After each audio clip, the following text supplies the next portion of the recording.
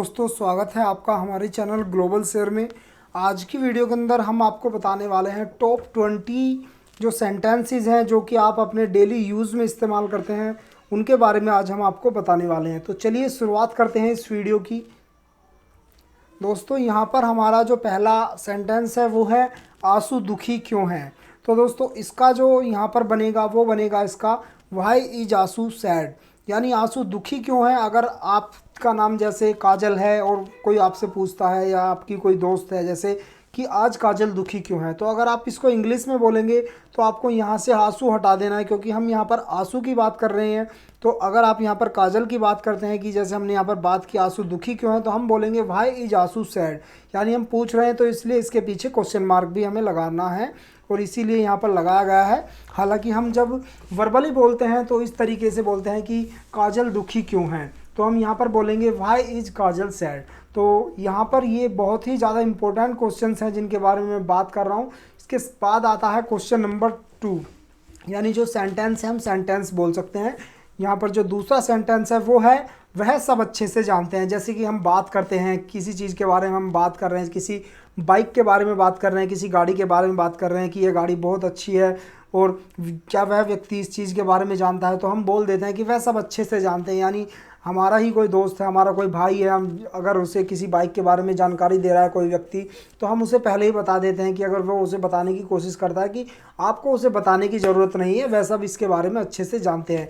तो ये जो यहाँ पर सेंटेंस है वह सब अच्छे से जानते हैं, इसके लिए इंग्लिश में अगर आप किसी को बोलेंगे तो किस तरीके से बोलेंगे कि he knows everything about this. तो ही नोज एवरीथिंग, यानी वह सब अच्छे से जानते हैं। इसके बाद आता है आपका तीसरा है यहाँ पर आज तुम इतने लेट क्यों हो।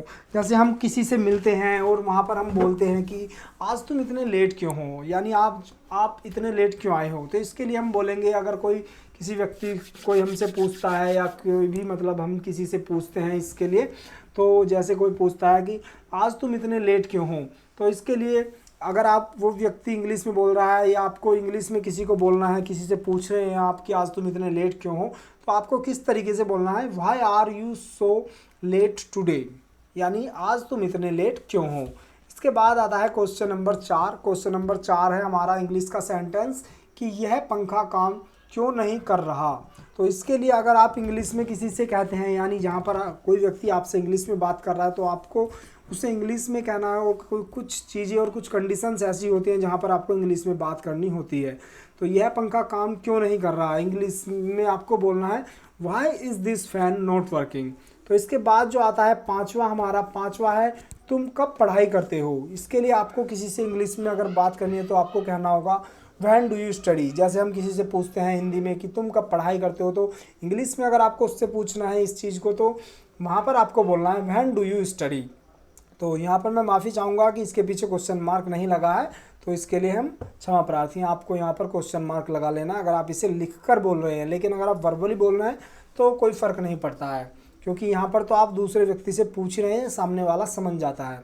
इसके बाद आता है आपका छठा क्वेश्चन, यानी जो छठा सेंटेंस है वो है जब किसी मैच के बारे में कोई व्यक्ति बात कर रहा है अंग्रेजी में, तो वहाँ पर है मैच कब शुरू होगा। इसके लिए आपको बोलना है when does the match begin. इसके बाद है आपका सातवां है आपका तुमने ये साड़ी कब खरीदी। तो इसके लिए आपको कहना है when did you buy this sari. तो इसके साथ ही आपका आता है अगला, यानी 8वां सेंटेंस कि तुम्हारा जन्मदिन कब है। इसके लिए आपको पूछना है व्हेन इज़ योर बर्थडे।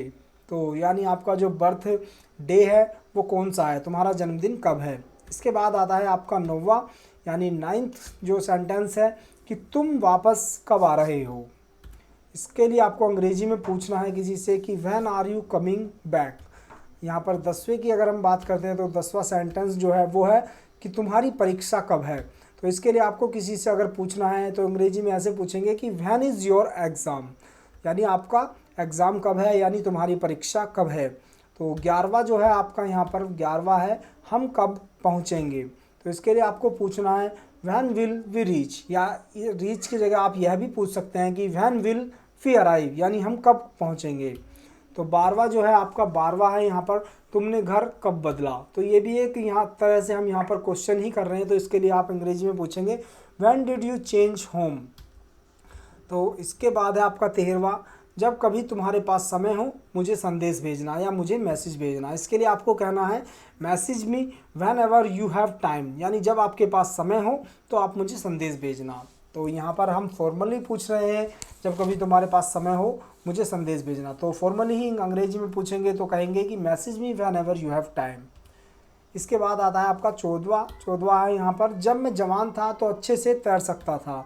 यानी कोई व्यक्ति कह रहा है कि जब मैं जवान था तो अच्छे से तैर सकता था। तो यहाँ पर अंग्रेजी में आपको कहना है, अगर आप किसी से इस बात को कहते हैं when I was young I could swim well. इसके बाद आता है आपका 15वां, और 15वां है जब मैं घर आया तो शिवानी रो रही थी। यानी जब मैं घर आया शिवानी रो रही थी। इसके लिए आपको कहना है when I came home Shivani was crying, यानी जब मैं घर आया शिवानी रो रही थी। इसके बाद आता है क्वेश्चन नंबर 16, यानी जो आपका सेंटेंस है 16वां, वो है मैं तुम्हें फ़ोन करूँगा जब हम जाएंगे।